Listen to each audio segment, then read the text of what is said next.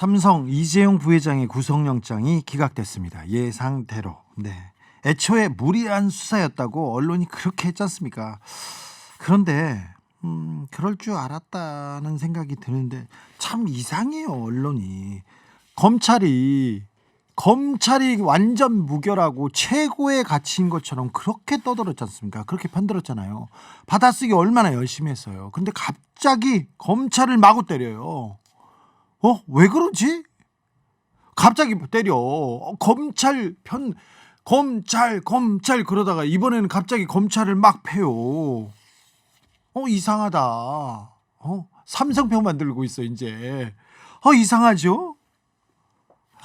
아무튼 삼성을 위해 제가 어제 촛불 하나 들고 기도했는데, 법원 앞을 지키면서 기도했는데 제 기도가 부족했다는 생각합니다.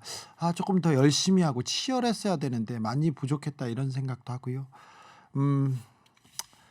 그래도 기도도 열심히 하고 취재도 열심히 하고 또 앞을 보고 지치지 않고 뛰어가야지, 그런 생각해 봅니다. 여기는 순수 음악방송 아닌 밤중에 주진우입니다. 이분 진짜 공부 열심히 하는 분입니다. 내공도 있는데 진짜 공부 열심히 합니다. 특별히 아밤주 나올 때는 더 공부 열심히 합니다. 이종호 박사님 나오셨습니다. 예, 안녕하세요. 상지대학교 이종호 교수입니다. 이분 진짜 열심히 했는데 안 알아준다고 진짜 많이 떠들고 다니는데 안 알아줍니다. 더 안 알아줍니다. 언론에서는 더 안 알아줍니다. 하지만 민주화 운동에 자기가 주인공이었다고 진짜 떠들고 다녔는데 언론에서 한 번도 안 써줬습니다. 그래서 저희가 모셨습니다.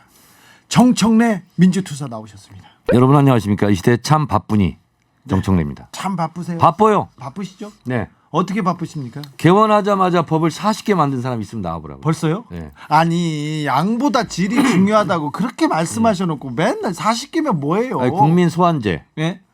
중요하죠. 중요하네요. 언론의 징벌적 손해배상. 그거 중요해요. 중요하죠. 중요합니다. 그리고 경찰청장. 네. 장관급 인상. 네. 장관급. 뭐라고 격상하시겠다고? 네. 아니 검찰보다 판사들보다 네. 경찰이 훨씬 숫자가 많죠. 더 중요하기도 하죠. 12만 명 되잖아요. 네. 근데 경찰청장은 차관급이에요. 예. 말이 안 되잖아요. 특별히 언론에 대한 징벌적 손해배상 오늘 법안 내셨습니다. 네. 사실 근데 이거 언론이 다 싫어해요. 다 싫어하죠. 예, 한겨레 경향 진보 언론도 싫어하고 언론이 싫어하는데 굉장히 중요한 건데 그 어려운 길을 또 우리 정청래 의원이 해냅니다. 네. 원래 19대 때도 냈었어요. 냈어요. 근데 통과가 안 되고 자동 폐기됐죠. 네, 그런데 이번에 2004년도에도 내려다가 예. 솔직히 얘기하면 진보 매체에서 좀 반대해가지고 예. 안 냈었어요. 그런데 이번 법안은 어떤 내용입니까? 악의적으로 네. 허위 사실임을 알면서도 네. 의도적으로 네. 피해를 주기 위해서 네. 썼을 경우 예. 예를 들어서 1억을 물었다. 네. 그럼 3억을 내라. 네, 3억을 내라. 네, 3배. 아니 근데 악의적으로 의도적으로 허위인지 알면서 이렇게 썼다. 이걸 증명해내는 게 어렵잖아요. 그게 아니라는 것을 그러면 언론 당신들이 입증해봐. 그렇지. 왜 피해자가 입증을 해야 되냐? 그렇지. 다 계획이 있네요. 그렇죠. 장치를 했네요. 네. 제가 언론인이지만 이런 법은 좀 필요합니다. 네. 우리나라에도 꼭 필요합니다. 특별히 언론이 너무했잖아요. 네. 네. 주진우 언론인이었죠? 예, 지금도 언론인이죠. 그렇습니까? 네. 네. 언론인들은 다 싫어하더라고. 다 싫어합니다만 저는 찬성합니다. 그래요? 네. 언론 노조에서도 예. 반대를 할 기세더라고요. 그러면 제가 언론 노조 반대편에서 정청래 의원. 근데 발음을 좀 정확하게 해주세요. 언론 노조를 보고 언론 놔줘 그러면 어떻게? 언론 놔줘야 돼요. 정청래 의원 옆에서 싸우겠습니다. 이 문제에 대해서는. 네. 참 1987년에 87년 민주항쟁의 주역이었던 정청래 의원이 2020년에도 언론의 민주화와 언론의 정상화를 위해서 또 계속 국회의원 신분으로 싸우고 계시네요. 이종우 박사님, 근데 네. 87년도에 민주화의 주역이 맞아요? 저기 정청래 의원이? 일단 제가 예. 기사 하나 1987년 이전의 얘기를 한번 가지고 올게요. 예. 독재에 반대하는 시위를 벌였던 대학생들이 네. 이제 좌경 용공으로 매도돼서 1289명이 한꺼번에 구속이 되는 사태가 1986년 10월 28일에 있었습니다. 1289명이나요? 예. 1986년. 986년. 예. 1986년 10월 28일 예, 건대 사태. 대학 투련 사건. 예. 건국대 전고농성 사건. 예, 전국 반외세 반독재 애국학생 투쟁연합이 결성식을 가졌을 때 1,525명이 연행되고 1,289명이 대량으로 구속됐을 때 1274명 아닙니까 혹시? 그러면 이게 민주화운동 기념사업회 자료가 틀렸을 수도 있겠네요. 66시간 50분 동안 항쟁을 했죠. 예, 그때 정청래 의원은 뭐 하셨습니까? 저는 학보사 기자였습니다. 건대 사태 때요? 네. 건대 사태는 그래서 학보사 기자를 하는데 편집실을 쫓겨났어요. 예. 학생회관도 이제 점거를 했기 때문에 5개 건물을 점거했는데 그래서 건대 주변 화양리 여관을 전전하면서 네. 4박 5일 동안 취재를 해서 세계 최초로 거의 유일한 특종을 했죠. 어떤 제가 건대 학보 예. 호회 특별호에서 예. 기자 방담을 제가 썼죠. 얼굴 보니까 그때 좀 못 먹었네. 많이 그러게요. 많았네. 저 때 55kg 나왔어요. 그래요? 와, 자, 그래서 세계 최초로 막 특종을 했어요. 그래서 그때 이제 공산혁명 분자들의 난동 사건으로 이제 했고요. 공안 정국을 조성하는 토끼몰이식 학생들을 가둬놓고 예. 그리고 단전 단수를 하고 예. 그리고 엄청나게 이제 기성 언론에서 예, 공산혁명 분자의 난동이라고 이제 그런 식으로 몰아갔는데 그게 아니다. 예. 우리는 빨갱이가 아닙니다. 네. 그 제목으로 예. 제가 50매를 원고를 썼어요. 그래서 그래요? 그게 전국 대자보에 다 붙었습니다. 아, 대학가. 그래요? 예. 오, 그래요? 아니 그리고 입법 정론지였네. 그러면 예. 그래서 애국 시민 여러분 우리는 빨갱이가 아닙니다. 그게 실제로 사회과학관에서 그 외침이 있었어요. 예. 그러면 그랬고 그 학생들이 끌려가면서 네. 머리가 통째로 뽑힌 것도 있었고요. 그리고 벽에다 시를 써는 것도 있고요. 그게 네. 그날은 오리라 글씨였어요. 예. 그 사회과학관에서 네. 그걸 제가 발굴해냈죠. 발굴해서 또 보도하고. 그렇죠. 그래서 87년 얘기는 그 배경으로 좀 가야 되겠어요. 예, 그때, 그렇죠. 그때 정청래 학생은 몇 학년이었고 어떤 학생이었어요? 제가 2학년 학보사 기자였고요. 예. 예. 그리고 그때 금강산 댐이 네. 뭐 수공을 한다. 네. 네. 그럼 서울에 서울이 다 육산 빌딩이 잠긴다. 몇 네. 층까지 잠긴다. 네. 예. 그래서 물로 공격한다. 네. 그러면서 우리는 평화의 댐을 건설해야 된다. 예. 그렇죠. 그래서 평화의 댐 성금 모금도 하고 막 그랬어요. 예, 저 완전 그때 1980년대 그때 초등학생이었는데 88 올림픽을 방해하기 위한 북한의 수공책동을 막아야 됩니다 하면서 예. 방공 웅변대에 나가고 그랬었어요. 이게 그냥 뻥도 아니고 강아지 뻥이에요. 강아지 뻥. 그죠? 네. 네. 자, 그때 그런 배경에 그 전두환 정권 때였나요? 86년도. 네, 86년 전두환. 그러니까 이제 건대 사건이 이제 연합 집회였는데요. 네. 전국 반외세 반독재 애국학생 투쟁 연합이라는 네. 애학투쟁 이름으로 연합 집회를 했는데 경찰들이 못 나가게 하고 네. 건물로 몰았어요. 네. 토끼몰이식으로. 그렇죠. 그러니까 학생들이 민주광장에서 집회를 하다가 뿔뿔이 흩어져서 건물로 들어간 거예요. 예. 그리고 경찰이 못 나오게 한 거예요. 예. 막았어. 그러면서 66시간 50분 동안 예. 언론을 동원해 가지고 예. 학생들을 빨갱이로 몰았죠. 빨갱이들이 지금 그 점거하고 건물을 점거하고 농성을 한다. 이렇게 나왔죠? 그렇게 나왔죠. 그렇죠. 그 배경은 뭐 역시 지난번에 5.18 광주 민주화 운동 관련해서도 저희가 방송을 하지 않았습니까? 그 이후에 이제 전두환 정권이 엄청난 독재 정책을 폈죠. 뭐 삼천교육대로 대표되는 공포 정치도 이어졌고요. 그뿐만이 아니라 뭐 국풍 81, 뭐 두발과 교복 자유화, 뭐 칼라 TV 출범, 프로야구 출범 등등 유화책도 펴면서 국민들에게 민주화의 요구를 조금 상쇄시키고 좀 현혹시키는 그런 정책도 폈고 그 뒤에서 엄청난 부정부패를 저질렀습니다. 청년 정청래는 그래서 부르르 떨었고요. 그 86년이 어떤 일이냐면요. 네. 직선제 개헌 현판식을 하고 다녔어요. 예. 김영삼 대통령 당시 민주화 투사 때. 네.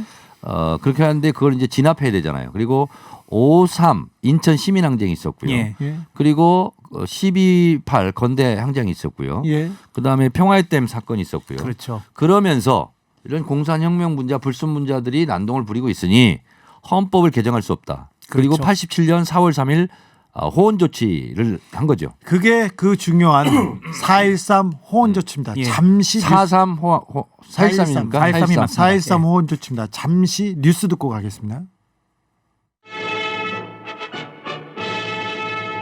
이어야 합의를 통해 좋은 헌법이 마련되기를 희망해 오던 전두환 대통령은 4월 13일 특별 담화를 통해 이제 합의 개원의 전망은 절망적이고 더 이상 기다릴 시간적 여유도 없게 됐다고 지적하고 다음과 같이 말했습니다. 본인은 얼마 남지 않는 촉박한 임기와 현재의 국가적 상황을 종합적으로 판단하여 중대한 결단을 내리지 않으면 안 되게 되었습니다. 이제 본인은 임기 중 개헌이 불가능하다고 판단하고 현행 헌법에 따라 내년 2월 25일 본인의 임기 만료와 더불어 후임자에게 정부를 이양할 것을 천명하는 바입니다. 이와 함께 본인은 평화적인 정부 이양과 서울올림픽이라는 양대 국가대사를 성공적으로 치르기 위해서 국론을 분열시키고 국력을 낭비하는 소모적인 개헌 논의를 지향할 것을 선언합니다. 본인은 임기 중에 개헌이 불가능하다고 판단돼. 이거 왜 이래? 네. 제가 한번 해볼게요. 네. 본인은 개헌할 생각이 없습니다. 아유 뭐 둘 다 뭐 왜 아이 참 이게 실패네요. 죄송합니다. 그러면 네. JP로 한번 해볼게요. JP 하면. 안녕하세요. JP. 이거 좀 개헌 안 해요. 비슷해요. 탁대디님 사랑해요 정청래, 마키님 정청래 의원님 천재설, SHK님 와 정청래 의원님 멋지시네, 김건희님 깔때기는 정청래 얘기하시는데 다 정신 차리세요. 네, 다 정청래 의원님 근데 네. 어디 가서 내가 이 문제 틀릴 것 같으면 주진우 손모가지를 건다. 왜 제 손을 걸고 다니세요? 손 모가지는 아니었고요. 네. 다스베이다에서 종종 네. 제가 예언을 하거든요. 예언을 하고 이 예언이 틀린다면 네. 주진우 손에 장을 지지겠다. 왜 나를 그래요? 왜? 제일 만만하잖아요. 제일 왜 저 착하다고 저보고 착하다고 그래가지고 예뻐해 주시면서 왜 제 손을 갖다 지지려고 하세요? 아니 내 손은 뜨겁잖아, 아프잖아. 그럼 다른 사람들도 많이 있잖아. 김어준 손도 있고. 김어준 손은 더러워. 깨끗한 손을 지지겠다. 인정할게요. 제 손을 지지겠습니다. 6750님 광주랑 똑같네요. 희종고님 87년 그날 호원철폐 독재타도 외쳤는데 그날 덜 열심히 외친 것 같아서 지금 너무 후회가 되네요. 정청래는 그때 호원철폐 독재타도를 열심히 외쳤습니다. 호헌철폐 독재타도 호헌철폐 독재타도 네, 그렇게 외치셨어요. 그렇게 외쳤어요. 네. 진짜로. 그리고는 계속의 진실을 알리기 위해서 뒤에서 계속 기사를 쓰고 보도하고 그랬습니까? 그때는 네. 86년도까지 제가 학부사 기자였는데요. 네.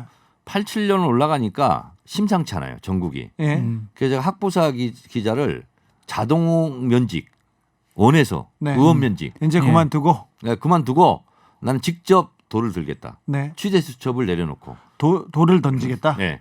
네. 그래서 학부사를 나옵니다, 제가. 네. 나와서 지하 서클에 들어가죠. 지하 서클, 네. 운동권 서클, 운동권 서클. 거기에 들어가서 자발적으로 걸어 들어갔어요. 거기서 막 사상 뭐 교육도 하고. 교육도 받고. 그리고 그러면서 이제 무장된 상태로. 무장된 상태, 정신 무장된 상태로. 정신 무장된 상태로 연애를 시작했죠. 아니.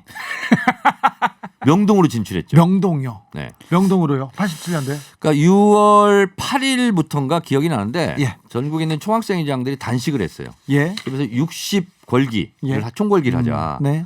그래서 이제 총학생회장들은 단식을 하고 있고 그래서 이제 6월 8일, 9일 막 학내 집회가 있는데 네. 제가 놀랐어요. 6월 10일 날 예. 시내로 진출하자. 예. 명동으로, 종로로, 서울역으로. 근데 저희가 보통 건대가 1만 8천 건대 하고 여러분 이렇게 얘기하거든요. 예. 근데 충주 캠퍼스도 있고. 예. 그럼 서울이 한 11,000명, 12,000명 돼요. 예. 그런데 6,000명에서 8,000명 정도가 나왔어요. 학생들이. 오. 스크럼을 짜고 도는데 이게 몇 바퀴를 이렇게 또아리를 틀듯이 틀다가 나가는데 제가 이제 학부사 기자였으니까 숫자 세는 게 좀 익숙하잖아요. 최소 6,000에서 8,000명이 나왔더라고요. 정청래 추정 인원 6천에서 그렇죠. 8천 명. 네, 경찰 추산 800명. 예. 네. 그래서 저희가 진짜 많이 나왔네요. 진짜 많이 나왔어요. 네. 그래서 이제 각자 뿔뿔이 뭐 전철 타고 뭐 타고 가서 저는 이제 명동 제1백화점이라고 있었어요. 지금 있는지 모르겠네. 네. 네. 그래서 우리 학교는 제1백화점 앞에서 서울역으로 이동하는 택이었어요. 택. 예, 택이 내려오죠. 예. 택이 내려오잖아. 그렇죠. 예. 그렇죠. 그래서 그래서 제1백화점까지 갔다가 예, 서울역으로 갔는데 예, 갑자기 또 택이 바뀌어요. 네, 종로로 모이라고. 음. 그러니까 이런 것 같아. 지금 생각해 보니까 많은 학생들이 쓸고 다니는 거야 이렇게. 네, 그렇죠. 명동에서 서울역으로 다시 종로로 집결하다 그러면 학생들이 버스를 못 타면 막 걸어가잖아요. 걸어가죠. 행렬을 지어서 그러면서 길거리에서 계속 호원철폐 독재타도를 외치는 거예요. 그때는 SNS도 없고 언론이 다 빨갱이라고 하고 폭도라고 하니까 네. 시민들한테 그게 아니라는 걸 알리기 위해서 데모를 했던 거 아닙니까? 그렇습니다. 네. 그런데 저는 얼마나 많은 인원들이 나갔던지 신세계 백화점 앞에 분수대가 있는데 거기서 전투 경찰 전경들이 무장해제를 당했어요. 시민들한테. 예, 그러면서 우리가 엄청난 자신감을 얻었죠. 그래요. 3828님 정청래 의원이 건대 앞에서 호원철폐 독재타도를 외치던 때 이 박사님은 어디서 뭐 하고 계셨나요? 몇 살 때였죠? 저는 그때 초등학교 5학년이었습니다. 마이더스 구님 당시 전 중1 고모부 집 광주에서 학교 다녔는데요. 고모부님이 당시 데모하러 나가시고 전 무슨 상황인지도 몰랐어요. 그런데 이한열 열사 차에 큰 영정사진만 또렷하게 다 기억이 안 나는데 그 영정사진은 뚜렷하게 기억이 남네요. 건대 앞에도 많은 사람들이 모여서 호원철폐 독재타도를 외쳤습니다. 근데 연대 앞에 사람들이 모여 있었죠? 이한열 열사 사건이 이제 발생한 거예요. 예. 그래서 그게 더 큰 기폭제가 됐던 것 같아요. 네. 그래서 더 많은 시민들이 나왔고요. 그리고 저도 이제 전경이 쫓기면 도망가야 되잖아요. 잡히면 안 되고. 예. 그럼 이제 골목으로 막 그 골목 타기 아세요? 아, 골목 타기. 전문 용어 나오네. 예.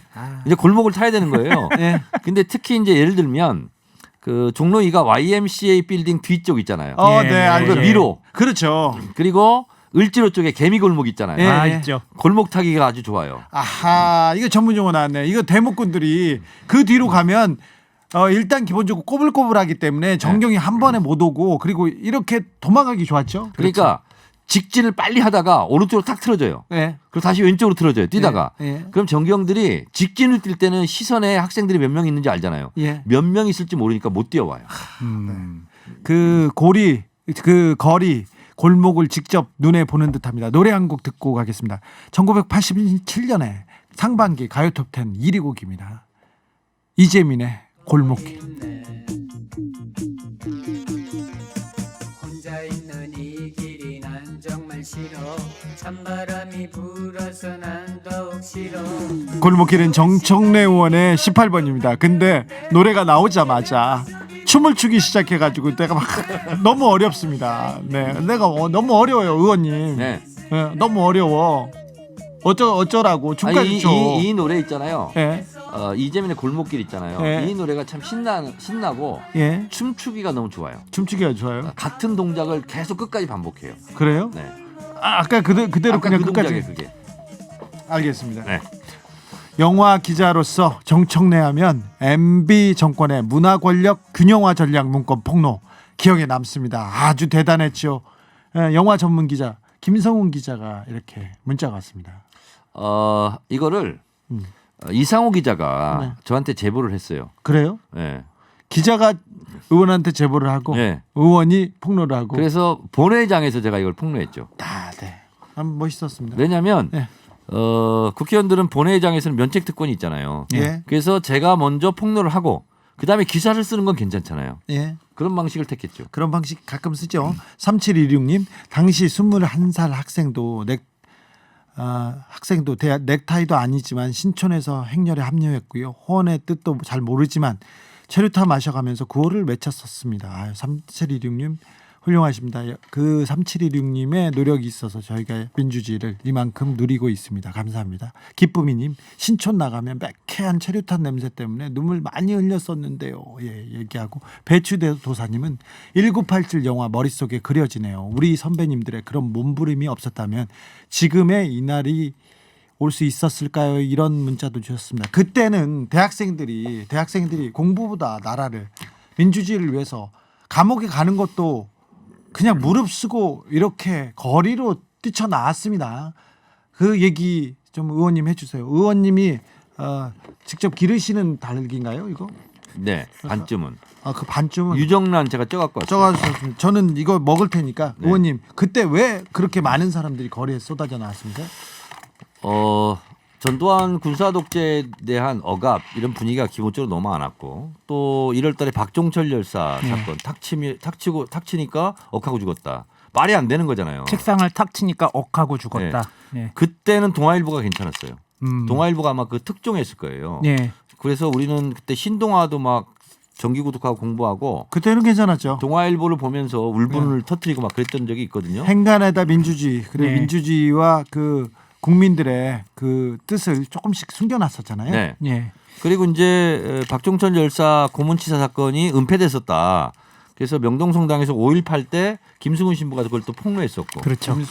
그렇죠. 그래가지고 6월 10일을 계속 이제 하고 있었는데 중간에 또 이한열 열사 사건이 벌어지고. 그렇죠.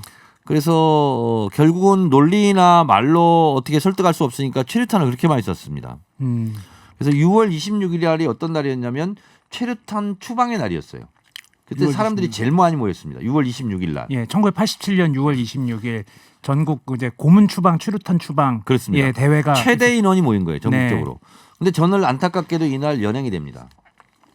그날이요. 네, 명동에서. 명동에서. 그 이제 학생들이 수백 명, 수천 명, 수만 명이 막 이동하잖아요. 네. 근데 저도 이제 따라서 쭉 가고 있는데 정경이 저만 세우더라고요. 나 그 심정 알아. 나 명동 가는데 저는 청바지 사러 갔거든요. 그때 청바지 사러 갔는데 잡더라고요. 그러니까 너 왜 여기 왔냐고. 나 청바지 사러 왔다. 왜 그런 걸 물어보냐. 그랬더니 데모하게 생겼다고 끌고 갔다. 그러니까 이런 거예요. 김어준, 정봉주, 김용민 이런 사람들이 가면 안 잡어. 주진우가 가면 꼭 잡어. 저는 꼭 잡아요. 전문 시위권처럼 생겼어. 그 제가요? 네. 네. 외국에서도 저는 잡더라고요. 근데 네. 저도 잡더라고요. 그래서 왜 잡냐 했더니 너는 데모하러 나온 애가 분명하다는 거야. 그렇죠. 그래가지고 이렇게 생겼으니까 네 그래서요. 그래서 잡혔어요. 잡혀갔어요. 잡혀갔는데 네. 그러면 그때는 이제 닭장차라고 그랬잖아요. 네. 전문 용어로. 네. 근데 앞에 가잖아요. 그러면 기라고 그래요. 네. 맞아요. 다 그러면 위에 손잡이 이거 있잖아요. 잡고 정경들이 워커발로 등짝 머리를 다 때려요. 그렇죠. 밟아요. 예. 그래서 맨 뒤로부터 이제 가는 거예요. 뒤로부터 박히는 거지. 네. 그래서 제가 그렇게 맞으면서 가요. 갔다가 이제 중부경찰서로 연행이 됐어요. 예. 그랬더니 사람이 너무 많아요. 학생들이. 중부경찰서에. 네, 중부경찰서에. 그래서요. 그래서 분산을 시키는 거예요. 네. 그래서 제가 서초경찰서로 분산 배치됐어요. 서초경찰서 유치장으로. 유치장으로. 서초경찰서 유치장이 그나마 유치장 중에 제일 나아요. 네. 괜찮죠? 그래서 가서 이제 재판 받았어요. 아 거기서 그래서 구류 5일 받았어요. 구리 5일. 네. 서초경찰서 유치장이 며칠이나 있었습니까?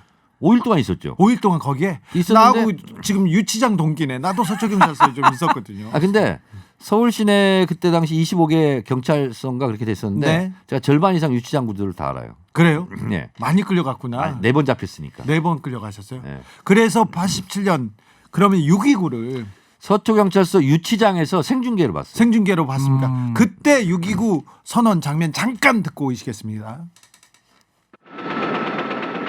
민주발전으로 위한 일대 결단이 내려지면서 국민 화합의 계기가 마련되었습니다. 노태우 민정당 대표위원은 6월 29일 대통령 직선제 개헌 등 시국 수습책을 담은 특별 선언을 발표했습니다. 노태우 대표위원은 이날 대통령 직선제 개헌 이외에 김대중 씨의 사면 복권과 정치 관련 구속자의 대폭 석방, 기본 인권 보장 제도의 확립, 언론 기본법의 전면 재검토, 사회각 분야의 자치와 자율 확대, 과감한 사회 정화 조처 등 8개 항에 걸친 폭넓은 개선책을 발표했습니다. 다음날 노태우 대표위원은 전두환 대통령을 예방 정식으로 시국 수습책을 건의했습니다. 이어 7월 1일 전두환 그 대통령은 역사적인 6.29 선언이었습니다. 뉴 실크로드님 당시 63-1번 시너버스 운전했어요. 그런데 동대문 운동장 부근에 넥타이 시위대가 많았는데 길 막힌다고 투덜댔어요. 무지했던 시절 부끄럽습니다. 아닙니다. 지금 이렇게 알고 깨어 있다는 게 훌륭하신 겁니다. 그 역사적인 6.29 선언을 6.25만큼 역사적이죠 민주주의. 근데 DJ 좀 잘 좀 하세요. 6.29를 6.25라고 얘기하는 사람들 처음 봤네. 죄송해요. 저기 의원님이 준 계란 먹다가 목이 메어가지고 근데 그 역사적인 장면을 또 직접 봤다니까. 우리는 이종우 박사님이나 저희들은 그 역사의 현장에 있었던 사람 되게 존중하잖아요. 바로. 네. 그래서 제가 좀 울먹여서 그랬어요. 네. 동생이 그랬다는데 그렇게 잘못했어요? 그렇게 잘못했어요. 그렇게 잘못했어요? 자, 텔레비전으로 6.29 선언을 유치장에서 보는 정청래 어땠습니까? 꿈인가 생신가 했어요. 꿈인가? 아, 우리가 드디어 이겼구나. 그렇죠. 야, 이게 진짜 도저히 불가능할 것 같았거든. 그렇죠. 그때 전두환 대통령의 이미지는 넘지 못할 벽, 예. 넘사벽, 예. 뭐 이런 거였어요. 그리고 1980년 광주에서 아픔이 있었고 그러니까. 희생이 있었지 않습니까? 그런데 아니 이렇게 쉽게 무너질 수가? 예. 일단 충격이었어요. 충격이었어요. 그 다음에는 6.29 선언했으니까 나 내보내 주세요. 예.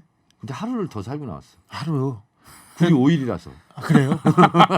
아 그래서 나 열받았어요. 예. 아니 이렇게 6.29 항복선언까지 했는데 예. 그 잡혀온 학생들은 다 내보내야지. 근데 안 된다는 거야. 그래서 거기서 하루 더 있는 게 6.25보다 더 화났어요. 제가. 그래서요, 박사님. 예. 그때는 상황이 어땠습니까? 시대가. 뭐 그때 당시의 시대는 제가 볼 때는 지난번 박근혜 대통령 탄핵 때 그 촛불 집회 때 그 국민적 염원과 비슷했던 그런 시대였다고 생각이 들고요. 특히나 이제 정청래 같은 대학생이 나설 수밖에 없었던 이유가 그때 당시에 대학생이라고 하면은 어떻게 보면 사회에서 좀 그럼요. 지적으로 높은 이제 사회 주도층이라고 생각될 만한 그런 사람들이었고 그 이전에 또 아픈 역사하고도 이어지지 않습니까? 전태일 열사가 이야기했던 나에게 대학생 친구가 한 명이라도 있다면 그때 이후 대학생들이 더욱더 사회 문제에 관심을 가지게 됐고 그리고 그때 당시에 전두환의 독재의 폭압이 얼마나 심했냐가 나오는 것이 넥타이 부대라든지 교수들이라든지 모든 시민들이 함께 나서가지고 호언철폐 독재타도 민주화를 외쳤던 것이라고 그렇게 저는 생각이 듭니다. 대학생들이 시민들이 민주화를 외쳤습니다. 그런데 진짜 꿈에도 이루어지지 않을 것 같은 일이 이루어졌습니다.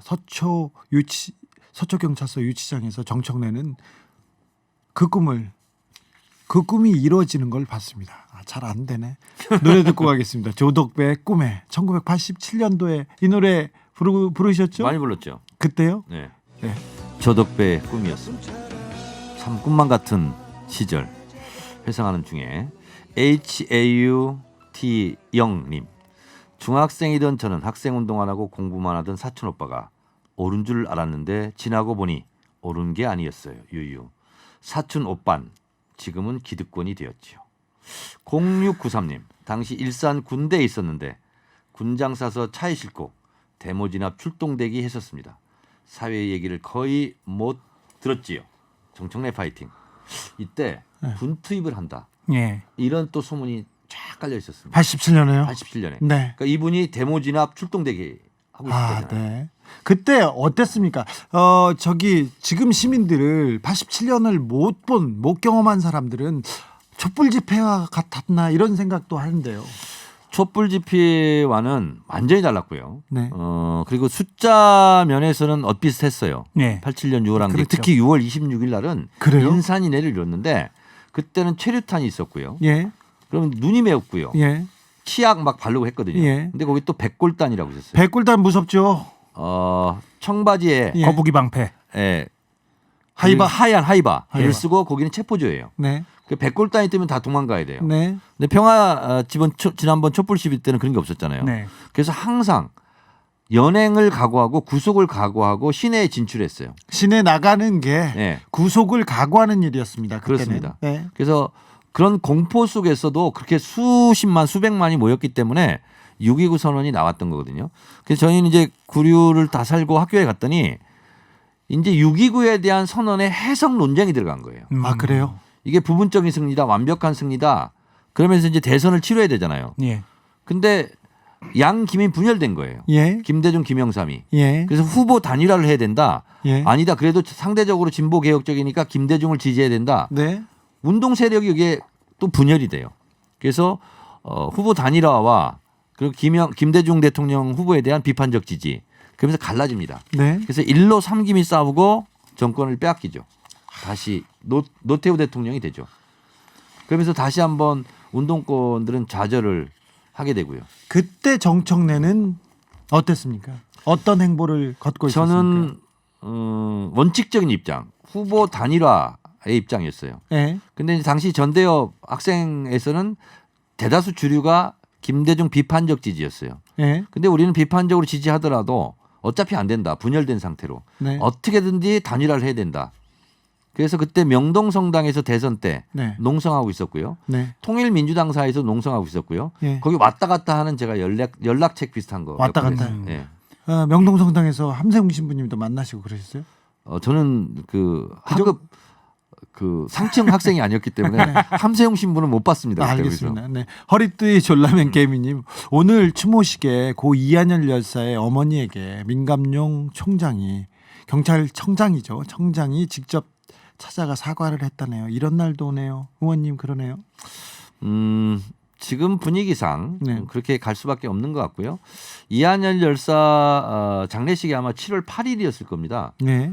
그때 연세대학교에서 문익환 목사의 그 절절한 외침 네. 있잖아요. 네. 이한열 열사요. 네. 박종철 열사요. 그거 있잖아요. 네. 저는 그거를 못 들었어요. 못 들었어요? 나는 그 자리에 있는 줄 알고 지금 내가 가슴에 막 그러니까요. 뭉클하고 막 아니 학교에 들어갈 수가 없었어요. 못 들어가고. 사람이 너무 많아가지고. 그래서 밖에 있었어요? 그래서 연세대 정문 밖에서 그 얘기를 들었어요. 듣기는 들었구나. 네. 근데 저기 연세대 정문 원봉하면 뒤쪽으로 이대 뒤쪽으로 뒷산으로 아니, 들어가는 그 길. 사람이 밀려가지고 예. 예. 못 들어갔어요. 사람이 많아서. 사람이 많아서. 그래서요. 그래서 이제 그 집회를 끝내고 그 당시에 김대중 대통령 지팡이 짚고 나왔어요. 그때. 예. 그래서 제가 김대중 대통령 바로 뒷줄에 서가지고 예. 연대부터 해가지고 시청까지 그랬죠. 행진을 했어요. 이한열 열사 노제가 지금도 사진 기록으로 많이 남아 있는데 그때의 인파는 정말 어마어마했습니다. 아마 제 기억으로는 역사상 가장 많은 인파가 아니었을까? 그게 저는 앞에 갈 수도 없고 그래서 예. 이제 김대중 대통령 뒷줄에 간신히 섰는데 네. 계속 김대중 대통령하고 멀어지는 거예요. 그래요? 중간에 사람들이 막 끼어들어가지고 예. 너무 사람이 많아가지고 그래서 어디 간신히 자리를 잡았냐면 프라자 호텔 네. 앞에 시청 분수대가 있었죠. 예. 네. 프라자 호텔에서 시청을 바라본다면 프라자 호텔 왼쪽 끝에 바로 앞쪽 분수대에서 제가 앉아있는 모습이 점으로 지금 볼 수 있어요. 점으로 네. 사진으로 남아 있는 줄 알았지. 나는 또 나 그때는 진짜 핸드폰이 없어가지고 누가 안 가슴- 찍었어. 가슴이 막 끌어올릴 때 점으로요. 네. 아유, 근데 어디 앉아있는지 알아요. 김대중 대통령 정말 그런 위인 같은 분을 만났잖아요. 겨울에서 뭐 좀 얘기를 나눠보거나 아니면 다른 김대중 대통령님하고 저하고 네. 40살 차이가 나요. 네. 근데 저희 동네가 충청남도 금산군 진산면이거든요. 예. 유진산 전 총재. 예. 그래서 진산면 이름 따서 유진산을 했거든요. 그래요? 그분이 제가 7살 때인가 돌아가셨는데 네. 그때 김대중, 김영삼 두 대통령이 왔었대요. 네. 거기에. 저도 거기 가서 울고 있었거든요. 그래서요. 그때 처음 만났어요. 김대중 대통령. 아니 거기서 그냥 울고 끝났다고? 네. 그러다가 다시 만난 거예요, 제가. 거기서 그러니까 20년 후에. 20년 후에 만났는데 너무 그래서. 존경스럽잖아요. 그래 존경스러워서 말해 내 몇 년 전에 만났다 이렇게 얘기하셨어. 아니, 그 말은 못 하고 네. 그때 나도 부끄러움을 많이 타가지고 네. 그냥 뒤 따라가는데도 너무 떨리더라고. 저 대학교 때 김대중 대통령을 처음 만났는데 처음 뵀어요. 네. 강연하는데 옆에 갔는데 제가 옆에 갔는데 너무 위인이잖아요. 네. 그 역사에 나오는 사람인데 너무 신기해가지고 제가 가만히 있다가 엉덩이를 제가 손가락으로 이렇게 찔러봤죠. 그랬더니 그 김대중 대통령이 저를 이렇게 보면서 이게 뭐야 이렇게 니 뭐야? 뭐시죠? 뭐요? 예. 이게 무엇이냐? 정청래 의원님 성대모사는 안 되겠습니다. 김선자님께서 정청래 의원님 바로 이렇게 별명 지어주셨습니다. 자, 근데 점청래. 제가 꼭 말씀드리고 싶은 게 있어요. 예. 87년 6월 항쟁 때 저희가 시내로 진출할 때 불렀던 노래가 예. 가본 농민혁명가였어요. 그래요? 그러니까 대한민국의 민주주의의 시작이 네. 1894년 동학 농민혁명이었거든요. 그렇죠. 네.